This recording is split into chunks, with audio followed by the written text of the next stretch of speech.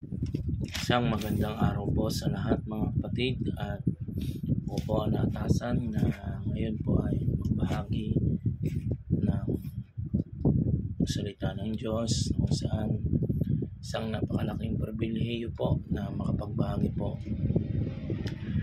ngayong nasa ika-41 na po tayo na yugto ng ating Celeb 40 days prayer and fasting for the nation, na may tema po ngayon na the things that I will impose upon myself in order to level up my commitment unto the Lord this 2025. Ano po yung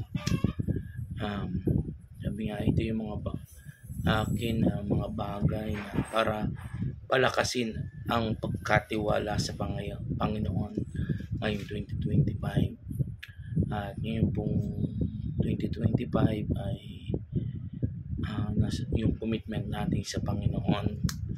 Napakabuti po ng ating Diyos at tayo muna po yung manalangin bago ko po ibahagi paano yung i-level up ang commitment natin kay Lord para sa ating mga ginagawang pagpaparangal, pagsamba, pagpupuri sa Panginoon. Ngayon po ay manalangin muna tayo. Panginoon Diyos, lumalapit po ako sa iyong harapan ng may pagpapakumbaba. Ito pong minsaheng ito, Panginoon, na ngayon 2025, paano namin i-level up or i-upgrade ang aming commitment sa iyo, Panginoon. Ama, ako inyong samahan sapagkat ikaw ang Diyos na makapangyarihan sa lahat, na ito pong mga isinulat ko kung paano ako mag-level up, Panginoon, o mag-upgrade sa iyo, Panginoon, ngayong commitment ko sa iyo ngayong 2025. Ito po ay hindi lang ibinahagi, hindi lang isinulat, kundi ito po ay gawin ko po mismo, Panginoon, para sa karangalan, sa iyong kabutihan at kadakilaan. Salamat po, Lord. Samahan niyo po ako, tulungan niyo po ako sa minsaheng ito. Salamat po, Panginoon, in Jesus' name. Amen. Amen. Ang una ko po ay yung araw-araw pong pagninilay ng kanyang salita ng Diyos, at araw-araw ng pagbabasa sapagkat gusto ko pang malaman ang kamanghamanghang salita ng Panginoon. Gusto ko pang makilala ng lubusan ng Diyos at siya ay magpakilala sa akin. Yun po, napakasarap po na ito pong araw-araw na pagninilay ko po ay ma-upgrade ko pa, ma-level up ko pa, hindi lang yung kapag nagdi-devotion, kundi ay yung ayon sa kagustuhan ng Holy Spirit na talagang mabasa pa, makapagninilay pa ng kanyang salita at maunawaan sa tulong ng Banal na Espiritu. Gusto kong mag-level up pa sa pang-araw-araw ng pagninilay nila sapagkat nakikita ko na sa buhay ko, sa buhay spiritual ko, na mas maganda na marami pang malaman, matuklasan na kamangamanghang gawa ng ating Diyos sa pamamagitan ng magkaroon pa ako ng commitment o pagkatiwala sa Panginoon 2025 sa kanyang mga salita sa pamamagitan po ng araw-araw na pagninilay-nilay ng kanyang salita. Pangalawa po ay yung aking pong pananalangin at pag-aayuno sa Diyos. Ito po yung aking hinihingi sa Panginoon na magkaroon ako ng encounter, ma-level up ko pa yung encounter sa Lord sa pamamagitan po ng pananalangin at pag-aayuno. Ito po yung gusto kong magawa pa. Inihahanda ko po yung aking sarili at ipinapanalangin po na makapag fasting po, Panginoon, hindi lang ako kundi ang buong kongregasyon ng Church of the Living Faith dito po sa San Juan. Pinagpipray ko po na ito pong sunod na month ay ang tema ko po ay um, about fasting at pananalangin po sa iyo Panginoon ngayon 2025 na ipagkatiwala lahat po sa sa iyo sa Panginoon ang lahat ng mga plano upang lalo pang umunlad ang spiritual na buhay ng members ng lahat ng Celeb at sa mga nakakasalamuha namin pag nakapagsambit kami na makapagbahagi ng salita mo Panginoon ng Panginoon ay nandun yung kapag kami ay nag-ayun at nanalangin about sa ganitong gawain ay sila ay makakakilala ng lubos sa Panginoon. Ito yung gusto kong i-commit sa Panginoon, magkaroon ako ng commitment makapag ayuno. Ito po yung pinaka maganda para maglalo pa ako mag-level up spiritually sa Panginoon at yung pang pananalangin sa Kanya na lalo ko pa siyang ma-encounter sa pananalangin sa tulong ng banal na Espiritu. Yun po yung pangalawa, yung pag-ayun ng pananalangin. Ang pangatlo ko po yung pagsamba at papuri. Hindi lang kapag worship day, pag Sunday, kundi yung araw-araw. Gusto ko siyang makatagpo at ma-level up ko po yung aking commitment lalo pa sa Kanya na hindi lang kapag Sunday, nandun yung pagsamba at papuri ko sa Kanya personally sapagkat gusto ko pang makatagpo ang Panginoon higit sa lahat. Mas makilala ko pa siya ng lubusan at siya ay lagi kong hinahangad na lalo pa siyang magpakilala sa akin. At yun pa po, ang pang-apat ko po yung lahat naghahangad po nito yung ma-level up ang commitment ko sa Lord itong pag-aaral ng salita ng Diyos pagkat marami pang gusto kong matuklasan sa salita ng Panginoon, mag-upgrade pa. At ito pa po number 5 yung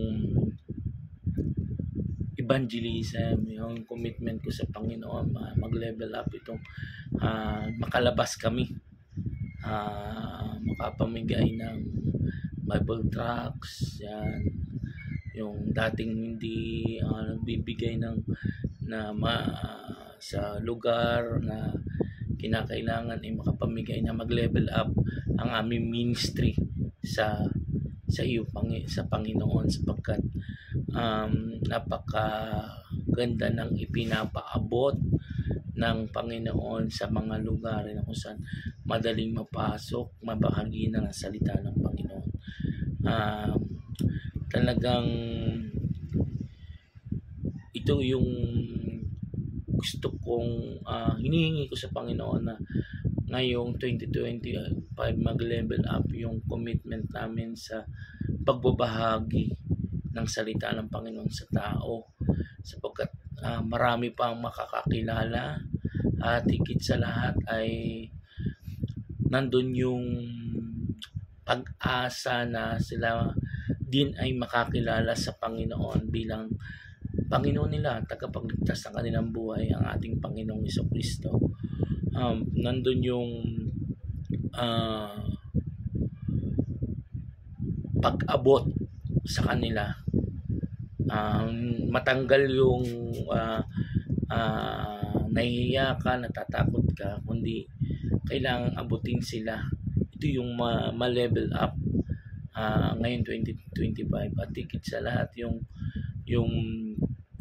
umunlad sa pag-unlad ngayon 2025 ng ministry na ipinagkaloob ng Diyos ay ito po ay mapangalagaan, maging mabuting stewardship o katiwala or servant of God na sa paglilingkod sa Kanya. Magkaroon pa ng ma-level up pa yung pang kasipagan pa sa pagmi-ministry, at higit sa lahat ay nandun yung kagustuhan na na gawin para sa karangalan, kapurihan na sa ating Panginoon. At ito pa, gusto ko din po ma-level up yung magkaroon ng commitment, level up ang commitment ko sa ministry ng pananalangin. Ibig sabihin, prayer ministry, yung bang mananalangin ka sa iba, hindi yung sa sarili lamang. Tapos yung mas mauna yung maipanalangin yung iba kaysa sa sarili. Yun ang ipagkatiwala sa Panginoon ngayon 2025, na maabot sila, maipanalangin sila, hindi lang material na bagay ang kailangan nila, kundi spiritual na pangangailangan. Tulad nga ito po, prayer ministry, na kung saan ay yung sa kanina pag-abot ng sa mga tao sa pag-iibanghelyo, yung makita din po ma-level up doon yung pong prayer ministry na maipanalangin sila, makumusta sila, at hindi lang nandun yung share ng word ng Panginoon, pero masigit makumusta sila, na malaman ang kalagayan, kung ano yung mga ipapanalangin para sa kanila. Yun ang isa sa hinihingi ko sa Lord at ipinagkakatiwala ko sa Lord, na ngayong 2025 yung commitment ko doon, yun ang masigit din pong mag-level up. Ito is ipinagkakatiwala ko sa Lord ang lahat ng ito, na yung sarili ko ay lalo pang mag-level up sa commitment sa Panginoon ngayong 2025, at higit sa lahat ay marami pa na makakakilala sa Panginoon. Yun po. At isa pa po yung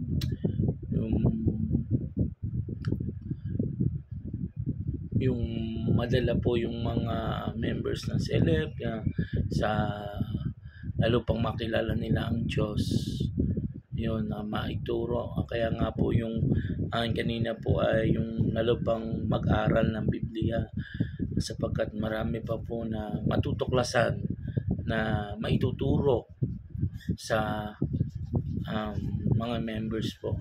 Tigit sa lahat pang ang kabutihan po ng Diyos, at patuloy na inihiling ko din sa Lord na yung patuloy na yung bunga ng banal na Espiritu, yung pa ma-level up ko pa, nandun yung kahinahunan, kabutihan ng puso, kabaitan, at pagpipigil sa sarili. Yan ang mas hinihingi ko pa sa Panginoon, talagang mag-level up yung commitment ko sa Kanya. Salamat sa Panginoon sa pagkakataon na ibinigay ng Diyos, binigay ng Panginoon na makapagbahagi po ng salita ng Panginoon, na ito po yung mga gusto ko pong gawin, yung sa sarili ko, na mag-level up ang commitment ko sa Panginoon, yung araw-araw na pagninilay-nilay, kagayun at pananalangin, pagsambat papuri, pag-aaral ng Biblia, yung pong volunteer, yung po pag-abot ng evangelism, yung pong ministry ng pananalangin. Ito pong pito pong ito ay malawak, at ito po yung gusto ko makita sa sarili ko, na mag-level up ang commitment ko sa Diyos. Yun lang po, at maraming po salamat. Tayo po ay manalangin, mga kapatid, sapagkat tayo ay sinamahan ng Diyos at napakabuti po ng ating Panginoon. Panginoon Diyos, lumalapit po ako sa iyong harapan ng may pagpapakumbaba at may pagpapasalamat. Salamat po sa tulong po ninyo, at hindi niyo po ako pinabayaan sa aking devotion na ito, Ama. Salamat po, Lord, dahil ang kabutihan mo, kabaitan mo, kadakilaan mo ay patuloy na aking nararanasan sapagkat ikaw ang Diyos na makapangyarihan sa lahat. Ama, sa mga oras na ito, itinataas ko po, Panginoon, ang bansang Pilipinas. Patuloy na pangunahan niyo po ang aming Pangulo, ang Pangulong Bongbong Marcos, Lord. Salamat po sa buhay niya, Lord, na nung ilang araw po ay mayroon siyang hindi isinabatas yung patungkol po dun sa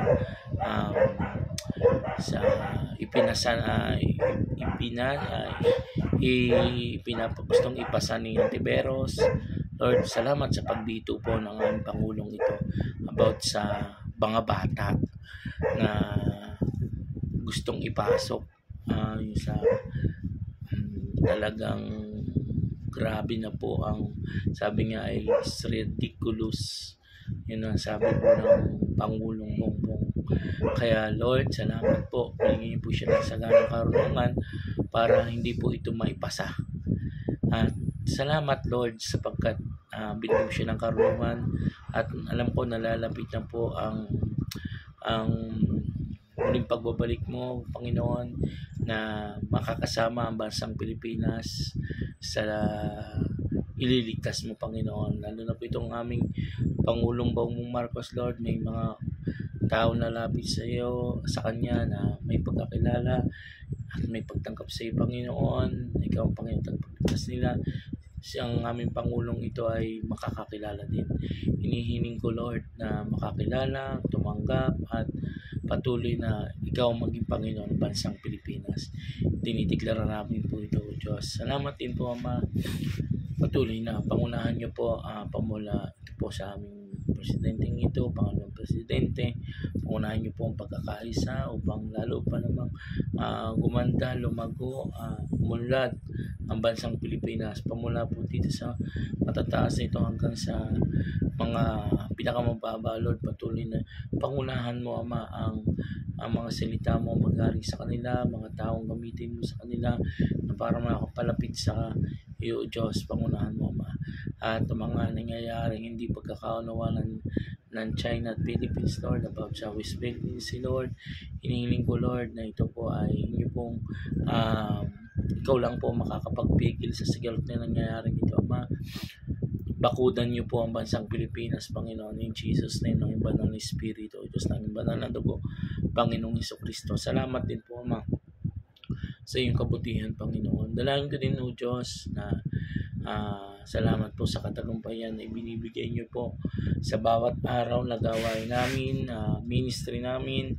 Ikaw, O Diyos, ang magbigay ng saganang karunungan, yung matagumpay na mayroong gawain tuwing alas 5 ni Pastor Alvin, Lord. Salamat po at matagumpay po ang pananalangin, pagbabahagi niya ng salita ng Diyos na kung saan, Lord, marami nang tinutugon sa panalangin, marami na kang pinapagaling, Panginoon. Thank you, Lord. Marami na kang nakakaranas ng kagalingan na malang nangyayari sa buhay nila. Tulad ko po na pinaghimalaan mo, pinagaling mo, at napakalaking pag-asa binigay mo sa akin. At ngayon, Lord, nagtitiwala ako, Diyos, na mga inilalapit namin sa iyong harapan na humingi ng kagalingan. Yung may mga sakit sa cancer, yung may mga sakit sa may bosyo, yan, may mga may na-hospital na mataas ang creatinine, yung may gallstone, Lord, hindi ko man sila mabanggit ang mga pangalan nila. Hinihiling ko, Lord, ang lubusang kagalingan sa kanila, Panginoon. Hipuin niyo po sila, sino man po nakaratay ngayon sa banig at karamdaman. Pinagkakatiwala ko, Lord, sa iyong harapan ang kagalingan nila. Hipuin niyo po mula ulo hanggang talapakan ang kagalingan na idudulot ng kapangyarihan mo, Panginoon. In the power of the Holy Spirit, pagalingin niyo po sila. You are the master of distance, Ikaw ang Jehovah Rapha namin, Panginoon. Pagalingin niyo po sila, Ama, sapagkat ang mga tao, ang mga kalaban ay nag-aabang, naghihintay sila ng mga kamangha-manghamong gawa. Kaya Lord, sa mga oras na ito, Lord, lapatan nyo nga po, Ama, ang mga anak mo na may nararamdaman physically at spiritually. Pagalingin niyo po sila in Jesus' name. Linisin ang mga ugat, kalamnan, ulo hanggang talapakan. Panginoon, mga parte ng katawan na mayroon nararamdaman sakit, pagalingin niyo po sila, Panginoon, in Jesus' name. Ikaw lang, Lord, ang magbibigay ng kagalingan sa kanila. Hinihiling ko din, Lord, ang mga bawat ministry ng simbahan. Matinataas ko po ang Sela Payapa sa darating na January 30 po. May 8 ide-delegates na sa water baptism. Pangunahan niyo po, Ama. Isang napakalaking pribilehiyo na at ito po sabi nga napakaraming laksa-laksang angel na nagpupuri sa iyo, Ama, sapagkat mayroong isa higit pa sa isa ang tatanggap ang babautismuhan at tatanggapin ka bilang Panginoon tagapagligtas. Panginoon, i-bless niyo po Sel Payapa, bless niyo po ang Sel Malabon, Panginoon, sa pangunguna po ng aming Senior Pastor Alvin Carag. Bless niyo po ministry niyan ito, Panginoon, at malapit na pong sa February 30, Lord, huling linggo, Panginoon, ng February, huling linggo, Panginoon, ng February, siya po ay mauordinahan na bilang isang bishop na siyang mangangalaga dito sa Celeb, Bong Celeb. Panginoon, pulong tagapamahala, mapangunahan niyo po at higit sa lahat, bigyan niyo po ng anointing ng banal na espiritu ang buhay ng aming Senior Pastor Alvin Carag, at higit sa lahat, bigyan niyo po siya ng malakas na pangatawan spiritually, physically, Lord, in Jesus' name, upang magampanan palalo niya ang pinapagawa mo, Panginoon, sa kanya. Bless niyo po ang buhay po ni Pastor Alvin at sa mga kapastoran na lingkod mo ng Selpa. Panginoon, kayo, O Diyos, ang mag-bless. Kayo po, O Diyos, ang magpala sa kanila. Kayo po, O Diyos, ang manguna. At higit sa lahat, Panginoon, hinihiling ko na sa mga oras na ito, mga kapastoran, pamula kina Pastora Tess, Pastor Perdi, Pastora Baby, sa Pastor Ed, Pastor Alan, Pastor Cora, kay sa aming senior, Pastor Alvin, kay Pastor Anching, sa inyo pong lingkod, Pastor Miguel, kay Pastor Deo. Hinihiling ko, Lord, na pangunahan niyo po sila. Pangunahan niyo po. Sapagkat sila po yung mga lingkod mo. Huwag mo silang pababayaan, Panginoon. Kung ano mang wala ang kailangan nila, ipagkaloob mo, Ama. Alam ko, niniwala ako, Lord. Pastor Rolly kasama, Pastora Baby Custodio kasama. I-bless niyo po, Panginoon, sila ng makasampung ulit na pagpapala sa hanap buhay nila, mga pinagpupunan nila, Lord. At alam ko, niwala ko yung mga hawak na kanilang mga ministry, Ama, ay magiging mayabong, mabunga at uunlad, Panginoon, ngayon 2025. Marami pong may papanganak ng Church of the Living Faith. At panalangin ko, Diyos, na pangunahan niyo po ang gawa ng kanilang mga kamay, gawa ng kanilang sa kanilang mga ministry, lalo pa niyo pong paunlarin sa ngalan mo, Panginoong Jesucristo. At alam ko, niwala ko, Diyos, na marami pang magiging lingkod mo, Panginoon, sa Church of the Living Faith. In Jesus' name, dalangin ko din, O Diyos, sa mga ministry na ginagampanan po namin, inyo pong pangunahan at maging mayabong at umunlad po ito, Ama. At bawat churches, Ama, ay patuloy na umunlad, Panginoon, spiritually, physically, at anuman po hanap buhay ng lahat ng members, Panginoon, Church of the Living Faith. Inyo pong paunlarin upang lalo pang lumagog, guminhawa, pagpalain, at i-bless ang gawain ng Panginoon. In Jesus' name. Aking dalangin din, Panginoon, na patuloy na kayo po manguna sa buhay namin in Jesus' name. At ikaw lang, O Diyos, ang patuloy na magbigay ng saganang karunungan sa bawat isa. Maraming pong salamat, Lord, at panalangin ko din, Lord, at itinataas sa iyong harapan ng bawat pamilya namin, sa bayan namin. Pagpalain niyo po sila at patuloy na makakilala sa iyo, Diyos. Salamat po ng marami, Panginoon. Pagpalain niyo po ang gawain nito, Ama, na nasa 41 yugto na po kami. Napakatagal na po ang ginagawa ito, Ama. Alam ko, niwala ako, Panginoon, na malayo na po naabot ng gawain ito at marami pa pong mangyayari upang lumaganap ang iyong mga salita, sapagkat ikaw ang Diyos na buhay, ikaw ang Diyos na makapangyarihan sa lahat. Marami po at patuloy na pangunahan niyo po kami ng iyong banal na Espiritu, Panginoon. Linisin niyo po ang aming mga puso, aming mga damdamin, emotional, mental, pisikal, at patuloy na baguhin niyo po kami, Panginoon, ng inyong masaganang mga salita. Maraming po salamat, Lord, ngayong hapong ito, Ama. Itinataas po namin ang pangalan mo, Ama, sapagkat ikaw ang Diyos na makapangyarihan sa lahat. Maraming po salamat sa pangalan ng Ama, ng Anak at ng Espiritu Santo. Lahat po ay magsabi ng Amen and Amen. Kingdom blessing po sa ating lahat. Pagpalain po tayo, Panginoon. Mahal po tayo ng Diyos. At i-bless po natin ang bansang Pilipinas. Salamat po. In Jesus' name, Amen.